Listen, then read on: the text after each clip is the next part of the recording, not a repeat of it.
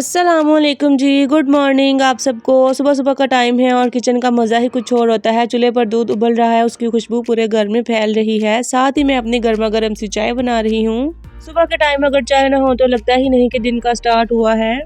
आज नाश्ता मैंने बाहर से मंगवाया है, नान चने। कभी कभी खुद को भी छोटी सी ट्रीट देनी चाहिए, दिल नहीं कर रहा था बनाने को। बच्चे भी खुश हो गए और मैं भी रिलैक्स हो गई। सबको बुला लेती हूँ, चाय हो गई हुई है तैयार, डाल रही हूँ मैं कप के अंदर। सुबह सुबह का टाइम ही बहुत ज़्यादा खूबसूरत होता है, नाश्ता करने का बहुत ज़्यादा मज़ा आता है, चाय पीने का। और आजकल तो मौसम इतना ज़्यादा ठंडा हो गया हुआ है तो चाय पीने का और ज़्यादा मज़ा आता है। मैं सुकून से बैठकर आधा एक घंटा चाय ही पीती रहती हूँ आराम आराम से। नाश्ता मैं पहले ही कर लेती हूँ तो फिर जो चाय रह जाती है वो मैं बाद में बैठकर आराम आराम से पीती हूँ।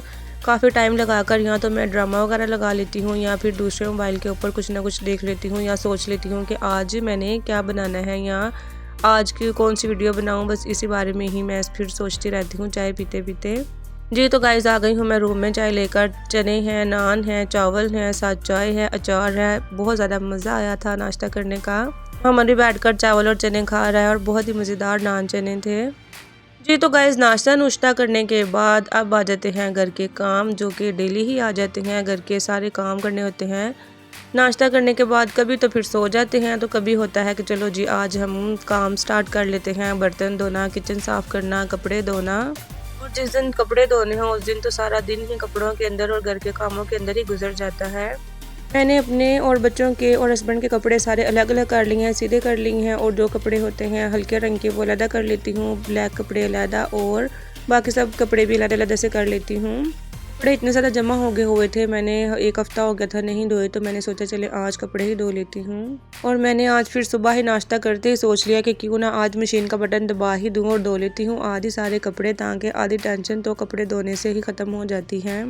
जब मशीन का काम शुरू कर लेते हैं कि चले आज अपने कपड़े धोने ही धोने हैं तो फिर एक तसल्ली सी हो जाती है कि चलो घर का आधा बोझ और आधा काम तो कपड़े धोने से ही ख़त्म हो जाता है। सच बताऊँ तो कपड़े धोना है छोटा काम बिल्कुल भी नहीं लगता, लेकिन इसके ऊपर पूरी एनर्जी लग जाती है। कितना ज़्यादा टाइम लग जाता है कपड़ों को धोना, सुखाना, उनको फिर प्रेस करना।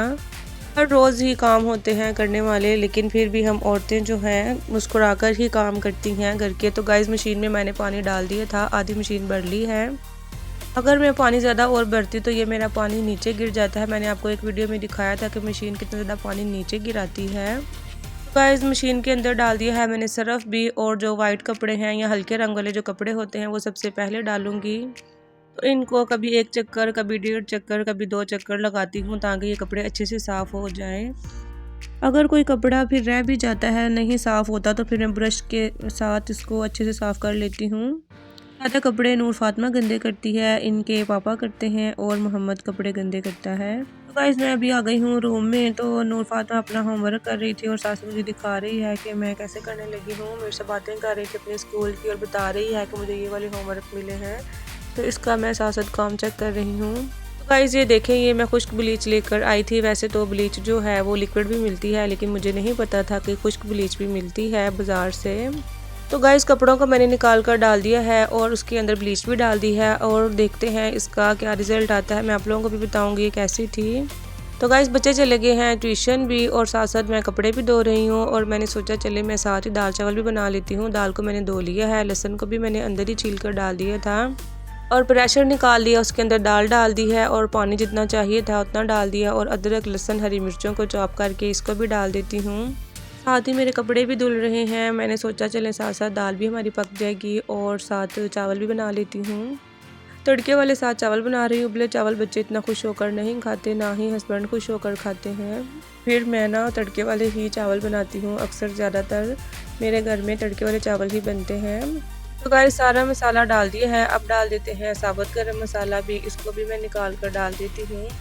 मैं सारे मसाले दाल के अंदर डालकर प्रेशर लगा देती हूँ और बाद में लगाती हूँ तड़का। कुछ लोग जो हैं वो पहले से तड़का लगाते हैं प्याज, अदरक, लहसुन, टमाटर, हरी मिर्चों का, लेकिन मैं इस तरह से दाल नहीं बनाती। मैं हर चीज़ ही डालकर इसको प्रेशर लगाकर बंद करूँगी और बाद में फिर तड़का लगाऊँगी। इससे भी दाल बहुत ज़्यादा मज़ेदार बनती है। तो गाइस आप लोग मुझे बताइएगा कि आप भी चने की दाल अपने घर में किस तरह से बनाते हैं। मैंने डाल दिया 1 चम्मच नमक, 1 चम्मच हल्दी और आधा चम्मच लाल मिर्च का, और आधा ही चम्मच डाल रही हूँ सूखे धनिए का। साबुत गरम मसाला मैंने डाल दिया था। तो गाइस सारे मसाले हमारे डल गए हैं, साथ हमारे चूल्हे के ऊपर चावल भी पक रहे हैं तड़के वाले। तो गाइस तड़के वाले चावल किस किस को पसंद है और आप लोग इस चावल को क्या कहते हैं? मैं तो तड़के वाले चावल ही कहती हूँ, या कुछ मुझे लगता है कि कुछ लोग कहते होंगे ब्राउन चावल, लेकिन मुझे नहीं पता क्या कहते हैं, लेकिन इसको तड़के वाले चावल ही कहते हैं।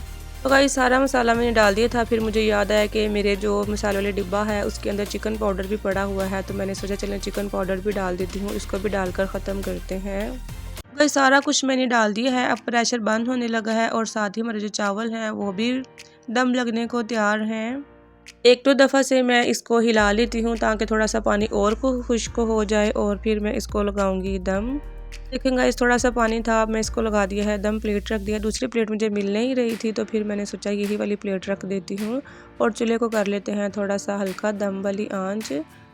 फिर चूल्हा बंद हो गया था तो फिर दोबारा से मैंने एहतियात के साथ इसको हल्का सा किया है। तो अब ये 10 मिनट के बाद चावल हमारे बिल्कुल हो जाएंगे तैयार।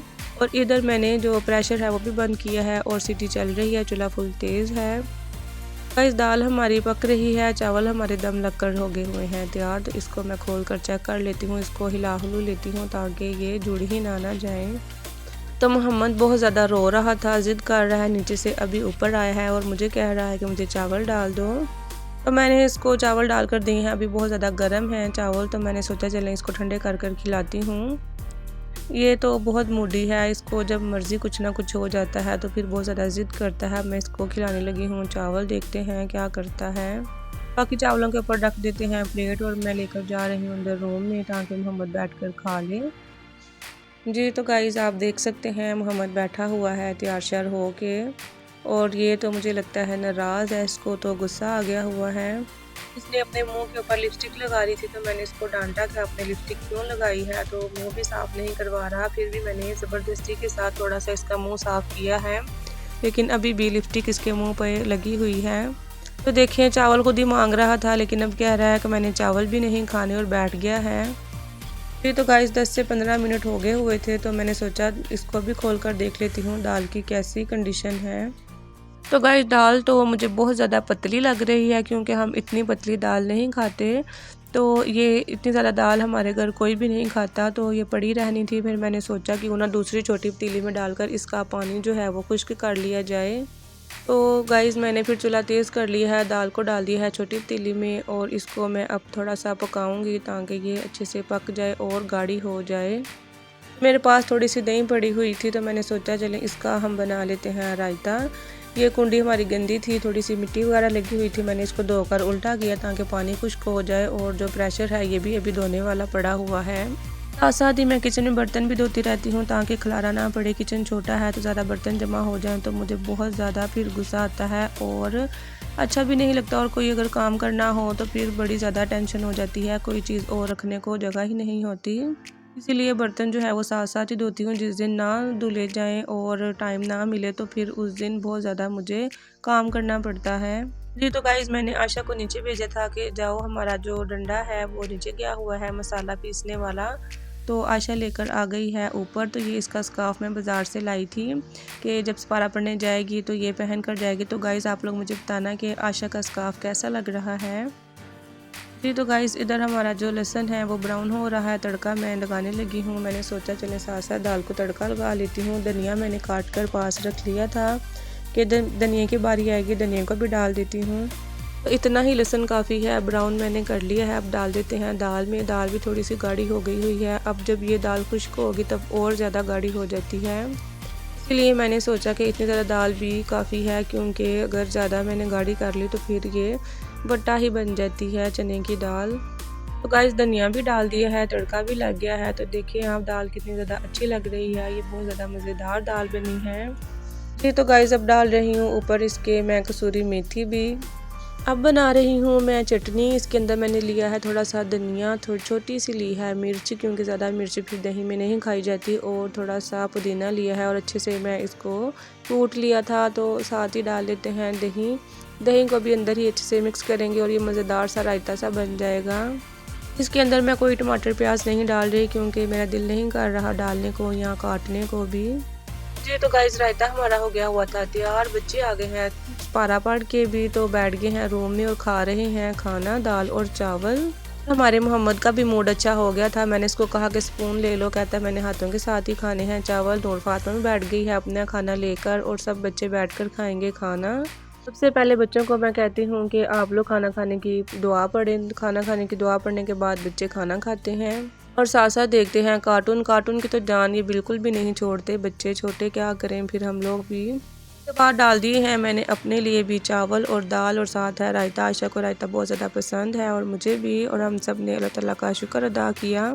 जी तो गाइज़ मिलती हूँ आपके साथ किसी नेक्स्ट ब्लॉग में। अपना और अपने घर वालों का बहुत ज़्यादा ख्याल रखें। अल्लाह हाफिज़।